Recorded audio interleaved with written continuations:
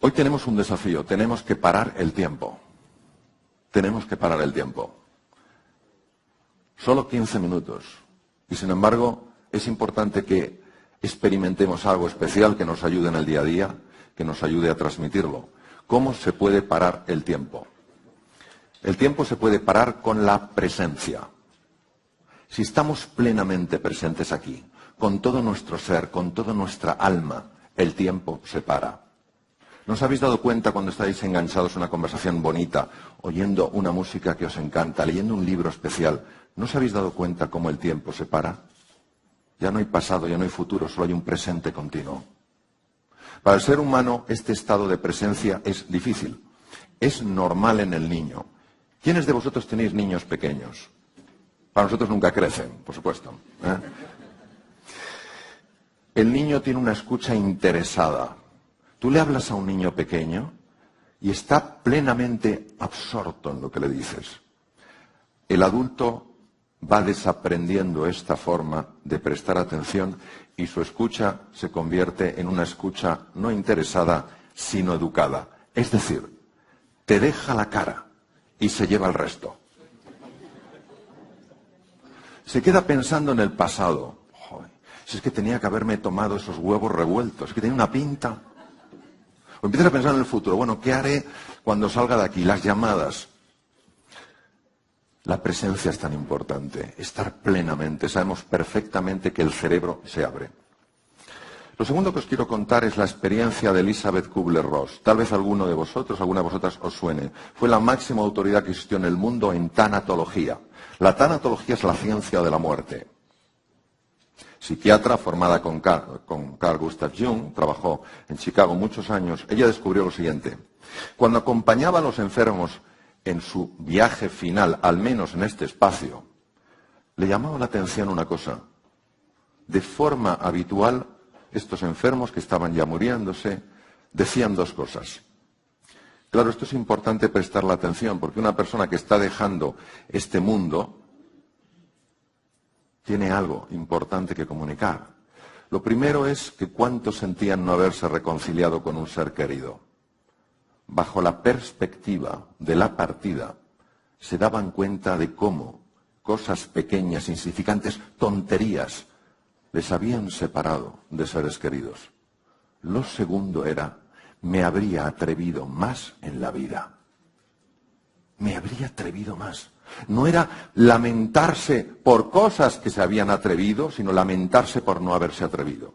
Y entonces la cuestión es, ¿por qué no nos atrevemos más?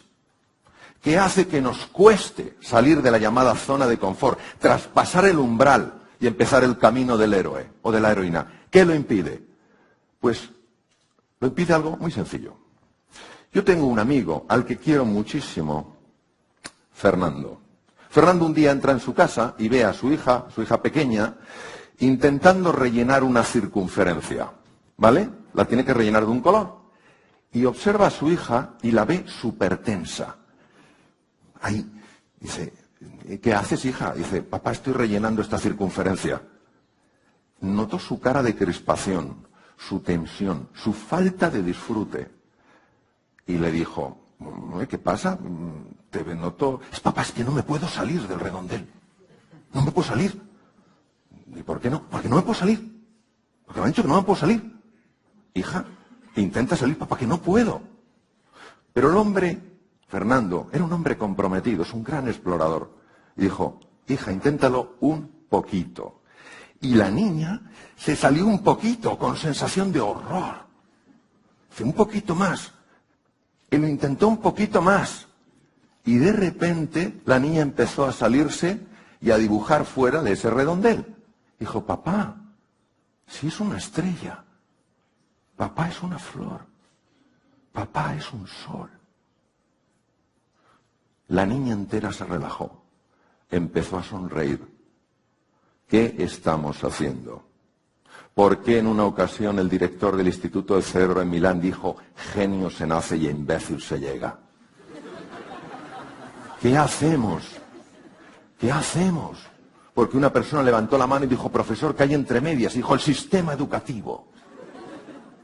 Veréis, ya en el siglo XVII, un empirista escocés llamado David Hume dijo que nacemos con una tabula rasa, la mente es una tabula rasa. Es cierto que nacemos con la capacidad de aprender, pero no hay ningún conocimiento intrínseco. Es decir, somos un cubo vacío. Y dejadme que os haga una pregunta. Si tú ves un cubo vacío, ¿qué es lo que te apetece? Llenarlo. De ahí a conocimientos. Y más erudición. A ver, yo recuerdo con sufrimiento y dolor haber estudiado a los reyes visigodos. Solo me acuerdo de uno, el rey Wamba, porque le mató un oso. Y aquello a mí me impresionó. Que te mate un oso, eso es una pasada. Siendo rey, además. Esto es la pera. Pues nunca me he olvidado. Es decir, no me he olvidado de lo que he experimentado, no de lo que he almacenado en mi cabeza. A ver si la mente no va a ser un cubo que hay que llenar, sino un fuego que hay que encender. A ver si el problema es que cuando un niño entra en el sistema educativo, y esto es responsabilidad de todos, esto no es señalar con el dedo a una persona, ya lo decía Gandhi, cuando señales con el dedo a una persona, acusándola, no te olvides de que 3 dedos te señalan a ti. Esto es responsabilidad de todos. Pero como entramos en el sistema educativo y no hay una búsqueda del talento que hay en el interior de ese ser humano, porque nos vemos como cubos vacíos, la gente sale del sistema educativo y como no se ha identificado su talento fundamental, llegan a pensar que no tienen ningún talento. Bien. ¿Por qué vale la pena salirse del redondel? Porque veréis, esa zona de confort que es el redondel, que genera enorme tensión muchas veces, pero que al fin y al cabo te acomodas a esa tensión, no es donde se crece. Donde se crece y se evoluciona es fuera del redondel, fuera de la zona de confort. Y además esto tiene una plasmación tremenda en el funcionamiento del sistema nervioso central, una de mis grandes pasiones. Veréis, cuando uno sale del redondel, cuando la vida te saca, como nos ha sacado a todos, la crisis, la situación de crisis, el ser humano hace inmediatamente una valoración.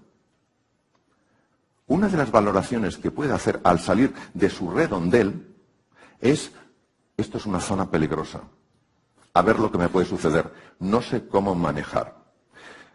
Esto es importante que lo conozcáis, porque se sabe perfectamente, sobre todo con estudios hormonales y de neuroimagen, de imagen cerebral, que cuando una persona percibe una zona como amenazadora, se produce un riesgo en el funcionamiento, un cambio en el riesgo del funcionamiento cerebral.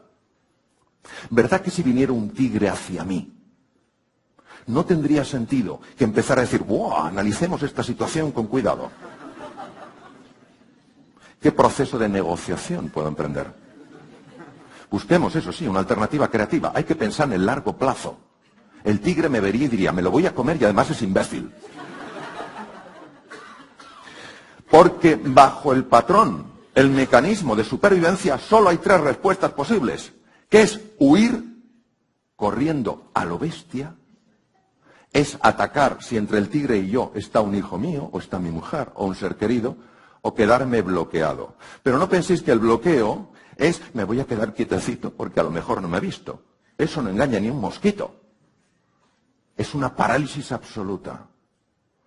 Esas 3 reacciones tienen sentido ante un depredador, porque a lo mejor me ve paralizado, en mi caso me salvó la vida en la selva del Amazonas de un jaguar, y no me atacan. Tal vez me confundió con un tronco, o tal vez me encontró correoso, no lo sé, pero el caso es que no me comió. Bien, pero fijaros, esos 3 mecanismos, atacar, ponerte irascible, ponerte agresivo, ponerte violento, quedarte bloqueado o huir, no resuelven nada cuando estás fuera del redondel. Sin embargo, si cuando estás fuera del redondel dices, estoy fuera del redondel, me siento inquieto, es normal, he salido de mi zona conocida, pero seguro que hay algo de valor aquí, se activa de manera natural otro mecanismo llamado mecanismo de adaptación. Y os voy a decir lo que se ha demostrado con el mecanismo de adaptación. Yo tengo 55 años y hace 37 que entré en la Facultad de Medicina y recuerdo muy bien mi paso por psicología. La personalidad de un ser humano está definido a los 7 años de edad. Como hablaban, el talento tienes eso. Y a mí es que no me gustaba mucho mi personalidad. Dije, es que yo tengo 19. Lo siento, es tarde. Toma ya. Esto es como si te dicen, eres feito, es lo que hay. Eres tontito, es lo que hay. Lo segundo que me decían es que las neuronas no se reproducen. Es cierto que no se reproducen. Lo que no se sabía es que sí se regeneran. proceso llamado neurogénesis a partir de células madre, situadas en las cavidades cerebrales llamadas ventrículos, emigran a los hipocampos, centros de la memoria y el aprendizaje, y se convierten en nuevas neuronas. Estamos hablando de adultos. Y esto ha sido demostrado hasta en personas de 80 años de edad. Yo os veo a todos muy jóvenes. Pero en una ocasión, una persona que tenía más de 80 años dijo, levantó la mano y dijo, Mario, yo tengo 82. ¿En mi caso también sucede? Digo, claro. Pero a partir de 80 años de edad pararon la investigación, porque claro, ya es más difícil encontrar personas a partir de 80 años de edad que estén físicamente lo suficientemente bien como para aguantar una serie de horas en los centros de investigación. Es decir, tenemos neurogénesis. Y en adulto. Y se puede formar entre 500 y 1000 diarias. Si esto no es reinventarse, ¿qué es reinventarse? Sabemos que cambian hasta los propios genes. Sabemos que se produce la neuroplasticidad, nuevas conexiones. Pero solo si piensas que fuera del redondel hay una zona de oportunidad. Si no, si piensas que estás en peligro, empieza a segregarse cortisol y glutamato que matan esas mismas neuronas. Las matan. Esas neuronas nos permiten, primero, aprender deprisa. Segundo, recordar lo que aprendemos. Tercero, controlan los centros del miedo. Y 4, segregan una sustancia, una hormona llamada dopamina que hace que te sientas confiado. No solo eso, sino que se ha podido fotografiar con resonancia funcional magnética con experimentos muy hábiles, muy elegantes, como cuando una persona sabe que está en un entorno donde hay una oportunidad, hay un cambio en el riego cerebral y empieza a aumentar el riego de la zona anterior del cerebro, llamada zona prefrontal, con lo cual estás más atento, eres más creativo, la zona prefrontal es básica en los procesos de creatividad. Es decir, queridos amigos, tenemos capacidades sobradas para adaptarnos a cualquier cosa en la vida, para encontrar un camino, para encontrar una alternativa. Pero para eso tenemos que elegir no sencillamente sobrevivir, sino vivir. ¿Cómo puedes vivir? Generando una ilusión, generando una pasión, algo que el pasado no lo puede predecir. Porque cuando tenemos un desafío decimos, pasado, ¿fui capaz de resolver? ¿Y qué pasa si el pasado dice, no? Pues entonces ya no me atrevo. El futuro es una invención desde la elección. Es una posibilidad que yo creo en mi mente y la vivo como si existiera ya. Y por eso se hace realidad, porque me lo creo. Y creer es crear. Se ha mencionado esta mañana a René Descartes, siglo XVII, uno de los grandes racionalistas franceses. Matemático y filósofo. El cogito ergo sum, pienso luego existo. Hemos hecho una escultura a la que adoramos como si fuera lo único valioso. La cabeza, la erudición, lo que sabes, lo que conoces. ¿Por qué no nos hemos olvidado de lo que dijo Blaise Pascal, también francés, también matemático y filósofo? El corazón tiene razones que la razón desconoce. Si de verdad creáis una visión, si de verdad esa visión os inspira y os mueve, la mente se abrirá. Porque lo que el corazón quiere sentir, la mente se lo demuestra. Muchas gracias.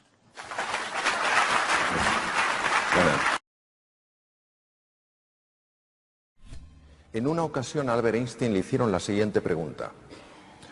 Profesor Einstein, ¿qué haría usted si le dijeran que el mundo va a ser destruido en 60 segundos? Contestación de Einstein.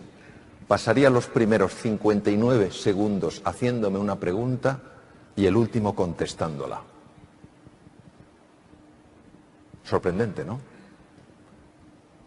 ¿Qué pensaría ese periodista diciendo, pero bueno, póngase usted en marcha, haga algo? Pero usted, solo pensando, nos hemos olvidado de que una de las inteligencias más potentes del ser humano, vamos, la más potente se llama inteligencia especulativa. No parece que produzca nada, pero permite entenderlo todo.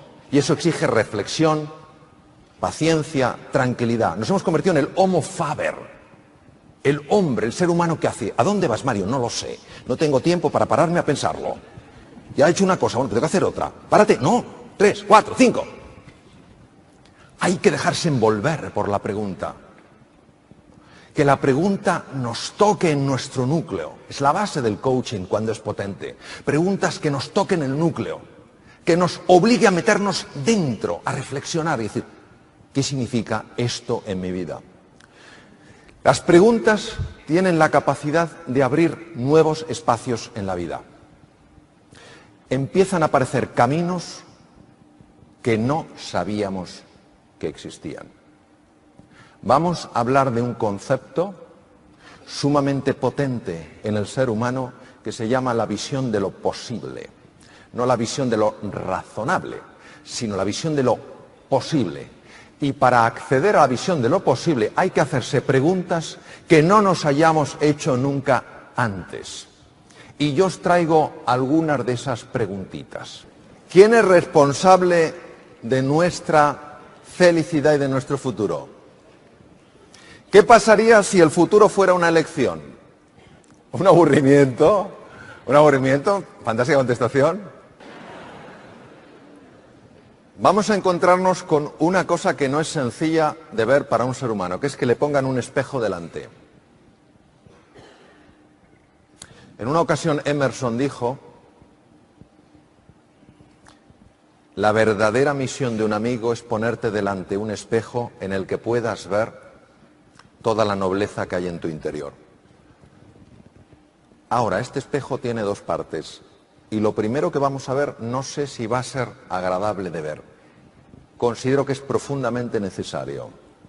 Porque si pensamos que somos responsables de nuestra felicidad y de nuestro futuro, y aquí prácticamente el 100% ha levantado la mano, es que nos estamos autoengañando en nuestra vida. El autoengaño es cuando uno se cuenta a sí mismo, a sí misma, una mentira y se la cree. Y se la cree tanto que ya no le parece una mentira.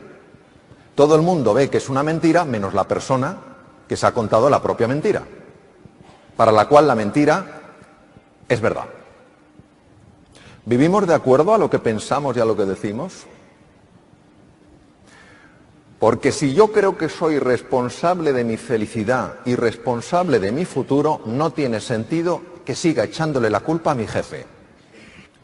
Puedo decir que no están haciendo lo que tendrían que hacer para facilitarme el camino. Por supuesto. Que no están tomando responsabilidad en algo donde tienen una obligación moral. Por supuesto. Pero no puedo hacerles responsables de mi felicidad. Porque acabáis todos de decir, prácticamente todos y todas, que depende de vosotros y de vosotras. Luego quiere decir que el ser humano vive profundamente en la inautenticidad. Se está autoengañando. Y más vale que despertemos porque es urgente despertar. La vida nos está pegando cada bofetada, que o despertamos o la siguiente bofetada va a ser un puñetazo. Por eso el primer espejo es el del despertar. ¿Libertad? ¿Puedo yo luchar por mi libertad? Yo soy alguien libre. Cuando no estoy viviendo de acuerdo a lo que pienso, cuando pienso que la responsabilidad sobre mi futuro y mi felicidad es mía y no vivo de acuerdo a eso, ¿cómo puedo sostener que soy libre? No soy libre. No soy libre si sostengo eso. Porque entonces es mi jefe el responsable de mi felicidad, es mi mujer, es mi marido, es mi situación económica, es mi trabajo. Luego esto es inauténtico. Vivimos autoengañados y necesitamos despertar a esta mentira global, porque genera mucho daño y sufrimiento al ser humano. ¿Qué es la verdad? La verdad es la realidad. Se impone antes o después, la realidad siempre se va a imponer. Eso hace que la mayor parte de las veces nuestras reacciones sean automáticas. De aquí vienen los estudios de Benjamin Libet en los Estados Unidos que decían que el ser humano no era libre, porque cuando se habían hecho estudios en resonancia funcional magnética y se había pedido a la gente que eligiera entre una serie de posibilidades, se observó que el primer foco neuronal que se activaba era inconsciente. Lectura rápida de Benjamin Libet: el ser humano no es libre. El ser humano claro que es libre. Lo que pasa es que el ser humano no vive libre. Vive esclavo, y aunque decimos que el problema viene de fuera, el verdadero problema está dentro. Toda violencia fuera se genera una violencia dentro. El mundo interior se transforma en el mundo exterior. Pero como no vemos lo que pasa entre nosotros, es más fácil culpar al exterior. Vuelvo a decir, eso no tiene nada que ver con que esas personas no estén haciendo lo que tendrían que hacer. Tiene que ver con que yo puedo hacer mucho más de lo que hago para vivir la vida que quiero vivir.